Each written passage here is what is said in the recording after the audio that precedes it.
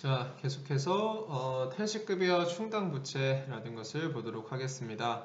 자, 일반적으로 여러분들 퇴직금이라고 하면은 우리가 소득세에서 퇴직소득 파트와 동일하다라고 생각하시면 되시는데, 회계에서는 이렇게 생각하시면 되세요. 우리가 만약에 근로자가 1년 정도 만근한다라고 전제를 하면 당연히 이 회사는 근로기준법에 따라서 1개월치 월급을 지급해야 할 의무가 생깁니다. 그것을 우리가 흔히 퇴직금이라고 이야기를 하는데, 만약에 그 밑에 있는 예를 볼게요. 내가 지금 퇴직 시점에 월급이 500만 원이고 근속기간이 10년이었다 라고 전제를 하면 전체 총 퇴직금을 5천만 원이라고 전제를 하고, 이거에 대해서 우리가 어떻게 처리를 할 것이냐. 자, 한번 넘겨보도록 하겠습니다. 내가 만약에 이 사람이 실제 퇴사한 건 아니고요. 계속해서 근무를 했었을 그 기간 내에 이 회사는 지속적으로 그러한 퇴직금이라는 의무가 발생이 되다 보니까 이 의무를 퇴직급여 충당부채라는 개정 과목을 통해 가지고 우리가 분개를 해야 된다라는 거예요. 왜 그러냐면 실제 나중에 퇴사하는 시점에 5천만 원이라는 퇴직금이 발생했다라고 하더라도 그때 발생되는 의무와 그때 발생되는 비용이라고 다 표현을 하기에는 어렵다라는 거야. 왜? 예를 들어서 홍길동 씨라는 사람이 있는데, 홍길동 씨라는 사람이 이 5천만 원을 지금 수령하는 이유는 내가 10년간 근속을 했기 때문에 그런 그 5천만 원이라는 퇴직금이 발생된 거고, 회사 입장에서는 충분히 매년 적립되는 금액을 예측할 수 있다라는 거야. 그래서 다음과 같이 이 퇴직급여 충당부채라는 것을 우리가 이제 적립이라는 것을 할 건데, 실제 퇴직금이 발생되는 시점, 12월 31일 결산 시점에 우리는 그 사람의 퇴직급여를 계산해서 퇴직급여라는 비용으로 처리를 하시고, 나머지만큼은 어떻게 실제 돈이 지급이 되는 것은 아니니까 퇴직급여 충당부채라는 부채 개정 과목을 통해서 적립을 한다라고 생각하시면 되세요. 그래서 위에서 보는 우리가 적립된 금액 자체는 우리가 어떻게 처리를 하느냐, 손익계산서상 퇴직급여로 비용 처리가 되는 것이고요. 퇴직급여 충당부채라는 부채 개정 과목으로 부채가 적립된다라고 생각을 하시면 됩니다. 우리 기업회계 기준은 보수적인 차원에서 매년 말 전체 임직원이 실제 퇴사한다라는 것을 전제해가지고 요 퇴직급여, 그거에 따른 퇴직급여 충당부채를 적립하게끔 되어 있으니까 이것을 참고해 두시면 될 것 같습니다. 지금 여러분들의 요 퇴직금 발생 시점의 한 분계 요 자체로는 실무 문제에 출제가 자주 되곤 하니까 참고하시면 될 것 같고, 실제 기출이 어떻게 되는지 한번 보도록 하겠습니다. 자, 당사는 일반 기업 회계 기준에 의해서 다음과 같이 퇴직급여 충당부채를 설정하고 있는데요. 기말 현재 퇴직급여 추계액 및 단기 퇴직급여 충당부채를 설정 전에 퇴직급여 충당부채의 잔액은 다음과 같대요. 그 말은 내가 아직 설정하기 전에는 다음과 같은 금액이 우리 충당부채로 잡혀있다. 하지만 12월 30일 현재 다시금 우리 전 직원 퇴사할 것을 전제로 계산을 해보니까 2,700만 원이 퇴직급여 추계액이더라. 그러면 내가 현재 2,300만 원 있으니까 얼마만큼? 400만 원만큼 퇴직급여를 더 추가로 잡아야 되는 것이고, 마찬가지로 제조부에서는 2,700이라고 돼 있던 내 잔액을 2,900으로 늘려줘야 되니까 추가로 200만 원을 더 잡아야 되지만, 여기에서 또 중요한 건 여러분들 퇴직급여 또한 이 판매관리비와 제조원가를 별도로 구분하셔가지고 분개를 해야 된다. 그 밑에 보면 806번 퇴직급여와 508번 퇴직급여라고 되어 있는데, 그것이 다른 이유는 영업부 퇴직급여 충당부채와 제조부 퇴직급여 충당부채에 따라서 인식하는 퇴직급여가 다르기 때문이다 라고 생각하시면 되세요. 그 다음에 이제 우리가 실제 퇴사가 발생이 돼가지고 어떤 직원이 그 퇴사함에 따라서 퇴직금을 수령하게 된다라고 하면 우리 회사는 이미 이것을 예측해서 퇴직급여 충당부채라는 것을 쌓아놨기 때문에 실제 돈을 지급할 때 별도로 또 퇴직급여라는 것을 잡아두는 것은 아니고, 내 퇴직급여 충당부채에 따라서 그 충당부채를 차감하는 형식으로 분개를 하셔야 된다라는 것까지 알고 계시면 될 것 같아요. 자, 그래서 이 밑에 보시면 실무기출 확인 문제라는 것이 있는데 당연히 퇴직소득세도 이 퇴직금을 지급할 때 이 회사가 뭐 원천 징수해서 내가 보관했다가 다음 달 10일까지 내야 되기 때문에 예수금 처리한다라는 것까지 복습 차원으로 알아두시면 좋을 것 같습니다. 자, 보도록 할게요. 더. 퇴직금의 외부 외치라는 게 있는데 이런 거죠. 일반 기업회계 기준에서는 야 회사야 너가 전 직원이 퇴사할 것을 전제로 해가지고 퇴직급여 잡고 충당부채 잡아라. 그 말은 그 퇴직급여 잡아놓은 그 금액만큼은 어떻게 해야 되는 거냐면 회사가 쓰지 말고 네가 별도로 가지고 있어야 돼 라고 전제를 해놨더니 어떤 문제가 생겼어요? 실제 회사가 망해가지고 퇴직급여 충당부채라는 것까지 다 써버렸어요. 돈을 다 직원한테 줘야 되는 돈을 회사가 그냥 써버렸단 말이야. 그랬었을 때 그 회사가 망해가지고 이 직원들이 퇴직금도 못 받고 문제되는 경우들이 발생이 됐다. 그래서 우리는 어떤 제도를 두고 이 퇴직금을 외부에 예치하는 즉 퇴직연금 제도라는 것을 도입했고요. 점차적으로 소기업에게도 이 퇴직연금 의무 제도를 두고 있습니다. 하지만 지금까지도 뭐 5인 미만 기업이라든지 이렇게 작은 영세한 기업에게는 이 퇴직연금을 외부에 예치하는 것을 의무화하고 있진 않습니다만 우리 시험에서 이 퇴직연금과 관련된 실무 기출 문제는 출제가 되니까 여러분들이 그 정도는 당연히 정리하셔야 된다라고 생각하시면 되세요. 자, 그러면 퇴직연금이라는 것은 두 가지가 있는데요. 첫 번째, 여러분들이 시험에서 자주 보는 문제는 이 확정기여형, 즉 DC형일 것이다 라고 생각하시면 되세요. 이 DC형의 확정기여형 퇴직연금이라는 것은 어떤 회사가 이 근로자가 보유하고 있는, 근로자가 소유하고 있는 이 퇴직연금 계좌에 매년 발생한 퇴직금을 입금을 함으로써 우리 회사는 의무가 끝나는 거예요. 무슨 말이냐면 저희도 지금 이 DC형을 가입하고 있는데 매달 이제 그 직원의 퇴직연금 계좌로 제가 이체를 해주거나 자동이체를 신청해야 됩니다. 그 말은 즉슨 내가 그 퇴직연금 계좌에 입금을 한 순간 저는 퇴직금 지급 의무가 종료가 되는 거예요. 그렇기 때문에 회계 처리는 어떻게 하냐면 내가 매년 발생한 퇴직금을 그 입금하는 시점에 어떻게 처리한다? 바로 비용 처리하시면 되는 거예요. 왜? 나의 의무가 종결이 되는 거니까. 아시겠죠? 자, 실무기출 확인 문제 보시고요. 그러면 DC형과는 다르게 이 DB형이라는 건 무슨 말이냐면 이 확정급여형 퇴직연금이라는 것은 일단 어떻게 우리 회사가 소유하고 있는 이 퇴직연금 계좌에 이 직원들이 발생한 퇴직금을 입금한 다음에 별도로 정산을 해서 그 직원들한테 지급을 하는 그런 과정이 있다라고 생각하시면 되세요. 그 말은 무슨 말이냐면 내가 실제 이 퇴직금이 발생됐었을 때는 어떻게 처리를 해야 된다. 우리가 아까 처음에 처리한 것처럼 퇴직급여에 따른 퇴직급여 충당부채를 잡으시고 실제 연금의 그 금액을 입금을 하는 시점에는 우리 회사가 보유하는 퇴직연금 운용자산이라는 자산계정 과목을 별도로 또 관리를 해야 되는 두 가지 회계 처리를 하는 이중 회계 처리를 여러분들이 하셔야 된다라고 생각하시면 되세요. 무슨 말인지 아시겠죠? 자, 그래서 밑에 보시면 회계 처리라고 되어 있습니다. 그렇기 때문에 참고하시면 될 것 같고 이거에 따른 뭐 재무제표에는 이런 식으로 표시가 되고요. 그 다음에 밑에 보시면 실무기출 확인 문제 우리가 어떻게 처리가 되는지 여러분들이 별도로 보시면 될 것 같아요. 자, 그 다음에 실제 퇴직금이 지급되는 시점에는 내가 가지고 있던 이 퇴직연금 운용자산에서 인출이 되는 것이다 보니까 이 퇴직연금 운용자산이 없어지면서 퇴직급여 충당부채를 사라지게 하는 그런 분개로 처리하시면 될 것 같습니다.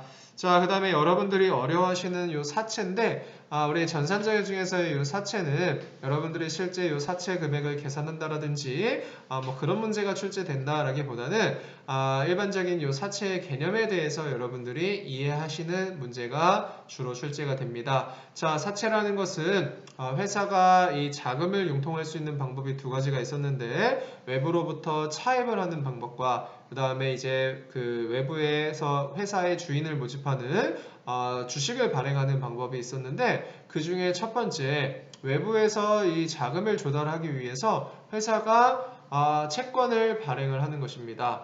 그래서 이 밑에 보시면은 다음과 같은 채권이 있는데요. 이 채권은 매년 2연 5%의 이자를 지급하다가 만기일이 2000X3년 12월 31일이 돼 있잖아요. 그 말은 뭐냐면 X3년 12월 31일에 제가 빌렸던 1억 원도 돌려줄 거예요. 그래서 이 회사 사채에 투자하는 사람들은 일반적으로 만기에 액면 금액은 보전받기를 원하고 그거에 따른 만기까지 무엇을 요구를 하는 것이다? 이자를 요구하는 것이다 라고 생각하시면 되세요. 자, 그럼 밑에 보면 사채의 발행 형태라고 되어 있는데 자, 이거는 되게 굉장히 그냥 쉽게 접근을 한번 해보도록 할게요. 액면 발행이라는 건 무슨 말이냐면 자, 액면 금액이 1억 원이잖아요. 이 사채가. 이 액면 금액이 1억 원인데 시장에 갔더니 이 사채가 얼마에 거래되느냐? 1억 원에 거래가 된대요. 그 말은 뭐냐면 이 사채가 그렇게 매력적이지도 않고 매력적이다라는 표현 자체는 이 사채를 구매하는 채권자 입장에서는 이자를 목표로 하고 있는데 이 이자가 시장 이자율보다 어때요? 높거나 낮지도 않다. 그냥 시장 이자율과 동일하기 때문에 액면 금액이 1억 원에 거래가 된다라고 생각하시면 되세요. 아시겠죠? 자, 넘어가셔가지고 반대로 할인 발행이라는 건 뭐냐? 이 사채는 액면 금액 1억 원인데 내가 3년 동안 5%의 이자를 준다라고 되어 있어요. 근데 시장에 갔더니 야, 이 시장 이자율은 현재 7%란 말이지. 근데 너는 5%밖에 안 줘? 그러면 나는 이 1억 원이라는 돈을 다 빌려줄 수는 없어. 당연히 1억 원보다 더 적은 금액을 줄 거란 말이죠. 그렇기 때문에 할인 발행이라는 것은 내가 시장에서 융통되고 있는 이 이자율이 너가 지급하기로 약속한 이 이자율보다 더 높았었을 때 이 사채가 덜 매력적이기 때문에 이 액면 금액에서 더 적은 금액으로 발행이 될 수밖에 없다라고 생각하시면 되세요. 그거에 따른 그 더 적게 발행되는 금액을 우리는 뭐라고 표현한다? 사채 할인 발행 차금이라고 우리는 처리를 하고 밑에 보시면 회계 처리에 대한 분계는 다음과 같이 되어 있어요. 실제 1억 원이라는 사채가 나갔지만 돈은 얼마 들어오는 거예요? 1억 원보다 적은 금액인 9,700만 원이 들어왔대요. 그 이유는 내가 지급하기로 약속한 이자가 적었기 때문에 이 1억 원이라는 돈을 내가 원해서 1억 원의 사채를 발행했지만 실제 그럴 수가 없었던 거야. 그거에 따른 계정 과목은 사채 할인 발행 차금이라고 처리한다 라고 생각하시면 되십니다. 자, 넘어가셔가지고요. 반대로 할증 발행이라는 건 뭐예요? 나는 1억 원만 받기 위해서 이 사채 1억 원짜리를 발행했는데 시장에 갔더니 돈을 1억 300만 원을 줬어. 그 이유는 뭐예요?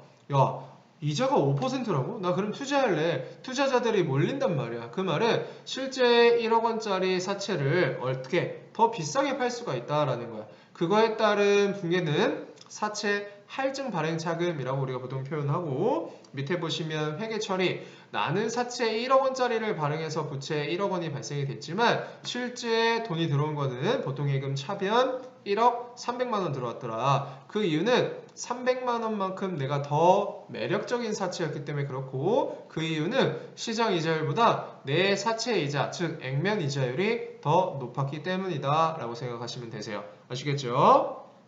재무제표는 다음과 같이 표시가 된다라고 생각하시면 되시고 또 우리가 출제가 많이 되는 것은 사채 발행비라는 것이 있어요. 이 사채 발행비라는 건 뭐냐면 우리 회사가 1억 원이라는 돈이 필요해서 1억 원이라는 사채를 발행했어요. 근데 우리가 요 1억 원이라는 사채를 구매하려고 하는 채권자들을 일일이 만나기는 어려우니까 일반적으로 증권사라든지 광고 등을 통해 가지고 요 사채를 발행을 한단 말이죠. 그렇기 때문에 별도의 수수료가 발생이 되는데 이 별도의 수수료 발생되는 요 사채 발행비는 어떻게 처리하게끔 돼 있다? 사채의 발행 금액에서 차감하게끔 되어 있다라고 생각하시면 되세요. 그렇기 때문에 아까 우리가 이야기했던 액면 발행이라든지 할인 발행이라든지 당연히 이 사채 발행비에 따라서 뭐가 발생이 될 수밖에 없어. 사채 할인 발행 차금이라는 게 발생될 수밖에 없고 반대로 내가 오히려 더 매력 있었던 사채였기 때문에 할증 발행 차금이라는 것이 있었다라고 한다면 이 할증 발행 차금에서 사채 발행비를 차감해주면 된다라고 생각하시면 되세요. 아시겠죠? 자, 그래서 이 사채 발행 유형 요약이라고 되어 있는데 참고하시면 될 것 같고요. 자, 그 다음에 실제 여러분들이 제일 어려워하시는 것 중에 하나가 요 사채 할인 발행 차금이라든지 할증 발행 차금이라든지 요 개념에 대해서 조금 어려워하시는데 요거는 여러분들이 삼각표를 통해서 실제 분기를 하면서 연습을 하셔야 되는데 우리 전산 자격증과는 조금 동떨어진 내용이기 때문에 여러분들한테 맡겨두고 넘어가도록 하겠습니다. 자, 쭉 넘어갈게요. 다음과 같은 실제 요 삼각표, 요 테이블을 통해서 요 테이블을 여러분들이 실제 분계를 하실 수가 있어야 되는데 요 분계하는 것과 요 표를 읽는 방법까지 학습을 하셔야 됩니다. 네, 아까 말씀드린 것처럼 실제 우리 전산 자격증과는 무관하기 때문에 쭉 넘어가 보도록 하겠습니다. 자, 그 다음에 이제 충당 부채와 우발 부채라는 것이 있는데 여러분들 이렇게 생각하시면 되세요. 부채의 인식 요건을 충족한다라고 한다면 당연히 어떻게 처리해야 된다? 부채로 인식해야 하는데 부채의 인식 요건을 충족하진 못하였지만 야 이거 부채로 인식해야 되는 거 아니야? 라는 것이 뭐야? 충당 부채다 라고 생각하시면 되십니다. 그 말은 뭐냐면 회계는 보수적이다 라고 말씀을 드렸는데 야 부채의 인식 요건을 충족하지도 못했는데 부채로 인식한다라고? 좀 무리가 있는 거 아니니? 하지만 그것을 부채로 인식하는 것이 더 유용한 정보이기 때문에 다음에 인식 요건을 정리해서 즉 충당부채의 인식 요건이라는 것이 있습니다. 여러분들이 추가적으로 학습할 내용이긴 한데 충당부채의 인식 요건을 충족하면 실제 부채의 인식 요건을 충족하지 못하였다라고 하더라도 어떻게 해야 된다? 충당부채로 인식해야 된다라고 생각하시면 됩니다. 자, 그래서 충당부채라는 것은 과거의 거래로 인해서 회사의 자산이 미래에 유출될 가능성이 높고요. 그 금액을 신뢰성 있게 측정할 수 있을 경우에는 이것이 실제 부채 인식 요건에는 좀 미달하지만 우리는 부채로 인식하는 것을 말해요. 자, 우발부채라는 것은 이런 거예요. 야, 이거 충당부채처럼 인식해야 될 것 같지만 어떻게? 실제 충당부채 인식 요건을 충족하지 않은 거. 하지만 중요해. 그 말은 부채로 인식하기에는 좀 어렵지만 어떻게 한다? 주석에 그 자세한 내역을 기재해가지고 정보 이용자한테 야 이러이러한 사건이 있었어 라는 것을 알려주는 것이다 라고 생각하시면 되세요. 아시겠죠? 자, 그 정도 개념만 보시면 될 것 같고요. 자, 나머지는 쭉 읽어보시면 될 것 같습니다. 자, 쭉 뒤로 넘어가가지고 보도록 하겠습니다. 자, 다음은 자본 파트입니다. 여러분들 자본 파트는요, 매회 한두 문제 정도 출제가 된다라고 하는데 실제 우리 전산 자격증 취득하시는 분들은 요 자본 파트의 카테고리만 암기하시는 분들도 많아요. 왜 그러냐면 실제 요 자본을 조금 어려워하시기도 하고 학생들은 출제가 거기에 좀 편중되어 있기도 합니다. 근데 전체적인 내용을 설명드리긴 할 거지만 여러분들 제가 미리 말씀드리지만 자본 파트는 이 카테고리 암기하는 것이 우선이다 라고 생각하시면 되세요. 자, 내용을 같이 한번 볼게요. 자본이라는 것은요, 자본금과 자본잉여금 그리고 자본조정 기타 포괄 손익 누계 그리고 이익잉여금 이렇게 5가지의 카테고리가 있습니다. 자, 일반적으로 자본금 그리고 자본잉여금 이 자본잉여금은 우리가 서플러스라고 해가지고 자본이 뭐 증가되는 거래라고 우리가 통상적으로 얘기하지만 반대로 여러분들 자본조정을 자본의 마이너스 되는 거래다라고 흔히 이렇게 암기하시는 분들이 있는데 일반적으로는 그게 맞지만 자본조정은 자본잉여금의 반대다라고 하기에는 조금 무리가 있어요. 그러니까 어쨌든 자본금, 자본이 잉여 플러스 되는 금액 그리고 자본조정은 마이너스 될 수도 있고 아닌 거래가 있는 것도 있을 수도 있고 그리고 기타 포괄 손익 누계가 뭔지 이익잉여금이 뭔지 하나씩 보시면 됩니다. 자, 일단 자본금이라는 걸 먼저 보도록 할게요. 자본금이라는 것은요, 주주가 이제 회사에 돈을 출자하는데, 보통은, 뭐, 여기 한번 볼게요. 이게 이제, 저도 처음 보는 건데, 93년도에 삼성전자가 발행한 주식의 모습이래요. 그죠? 여기 보시면, 액면 금액이 5,000원이라고 되어 있습니다. 그렇죠? 물론, 삼성전자 주식은, 액면 분할도 하기도 했고, 뭐 여러 가지 그 이벤트들이 있었기 때문에 조금 표현하기는 어렵지만 그냥 이렇게 한번 생각을 해볼게요. 만약에 별다른 이벤트가 없었을 때를 전제로 하면 나는 처음에 5,000원짜리 주식을 발행을 했어요. 이 5천원짜리 주식을 발행한 이유는 회사가 돈이 필요해서 그런 것이고 시장에서 이 주식은 얼마에 발행이 될 것이다. 5천원에 발행이 될 것이다 라는 거야. 근데 현재 삼성전자 주식 뭐 액면분할이라든지 이런 사건 고려하지 마시고 만약에 5천원짜리 주식이 7만원이 됐다 라고 전제를 하면 당연히 그 금액이 플러스가 됐을 것이다 라는 거야. 하지만 삼성전자가 최초에 발행한 그 금액 있죠. 내가 이 액면 금액 5천원이고요. 뭐 예를 들어서 10주를 발행했으면 5만원일 거고 100주를 발행했으면 50만원일 거란 말이죠. 그 최초에 발행한 그 금액이 뭐가 되는 거다? 그 회사의 자본금이 되는 것이다 라고 생각하시면 돼요. 그래서 보시면 자본금이라는 것은 다음으로 구성이 되어 있는데 발행 주식수 곱하기 액면 금액으로 구성이 되어 있다 라고 생각하시면 되세요. 아시겠죠? 자, 쭉 넘어가 보도록 할게요. 주식 발행의 유형은 다음과 같이 구성이 되어 있는데요.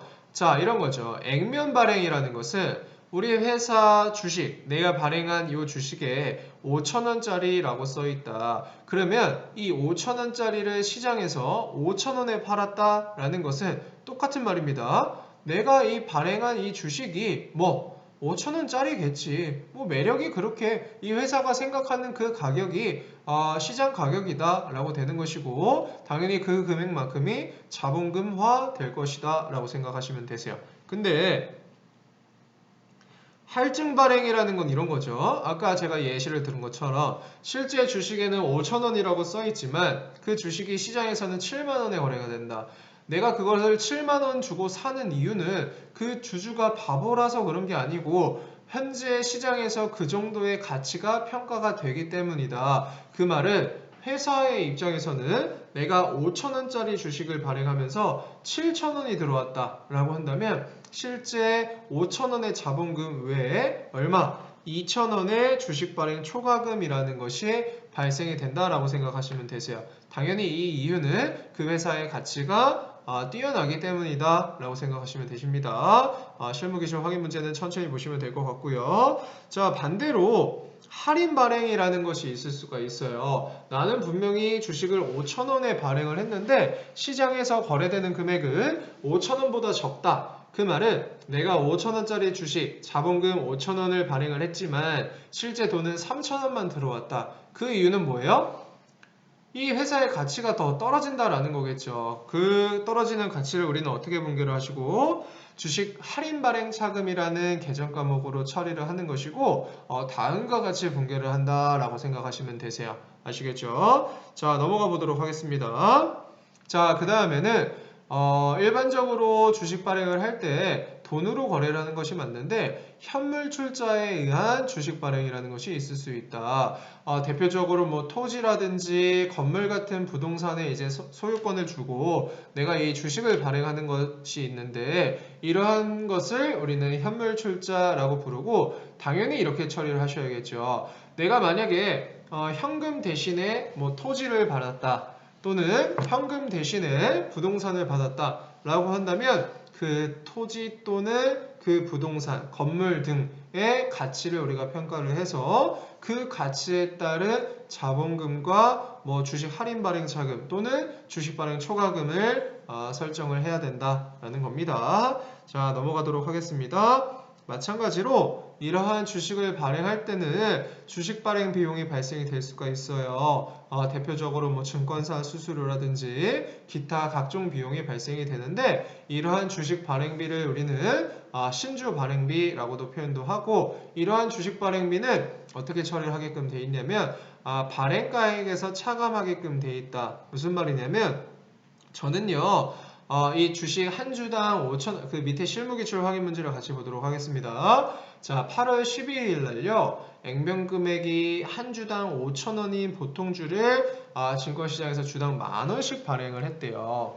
5천주를 현금으로 발행했다라고 하는 것은 한 주당 5천원이고 5천주다. 그 말은 내 자본금은 2,500만원 될 것이다. 하지만 주당 만원씩 거래가 됐기 때문에 실제 돈은 5천만원 들어왔을 것인데 주식 발행비가 500만원 들어왔다라는 것은 이 5천만원에서 얼마를 차감하고 500만 원을 차감하고, 그 말은 즉슨 나는 주식 발행 초과금은 원래 2,500만 원이었지만 이 주식 발행비 500만 원 들었다라는 것은 내 주식 발행 초과금에서 그 금액을 차감해야 된다라는 거야. 왜? 그 금액만큼을 차감받고 순전히 들어온 돈이 우리 회사의 가치이기 때문입니다. 아시겠죠? 자, 그 다음에 자본잉여금이라는 걸 보도록 할게요.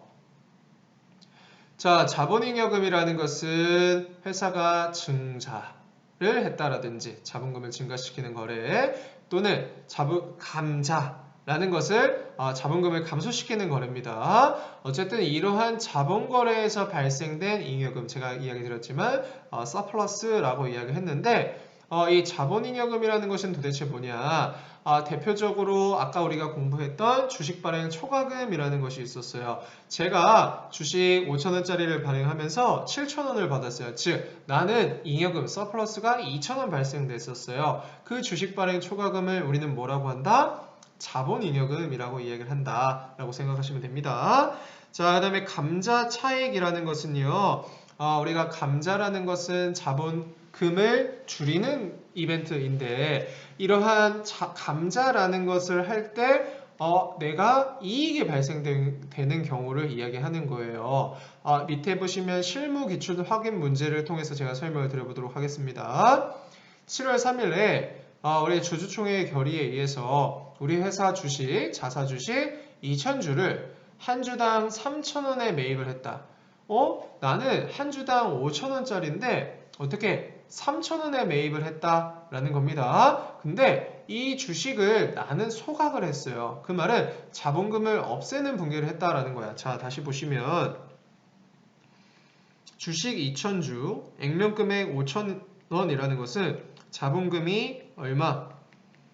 1,000만 원 발생이 돼 있었을 텐데, 이러한 자본금을 없애면서 나는 돈을 얼마 지급한 거예요? 원래는 1,000만 원을 지급해야 되지만 이 주주들이, 이 감자라는 것은 보통 어떻게 주주들의 희생을 요구하면서 어떻게 한다? 자본금을 감소시키는 거래가 있을 가능성이 커요. 어쨌든 1,000만 원을 지급을 해야지만 현금 600만 원을 지급했다라는 것은 나머지 금액만큼은 이 회사가 감자 차익이라는 이익이 생긴 것이다 라고 생각하시면 되세요.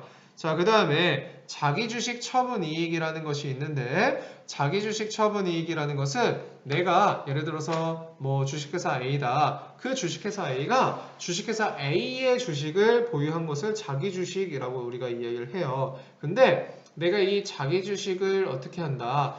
내가 사온 가격보다 더 비싸게 팔 수도 있는 거잖아요.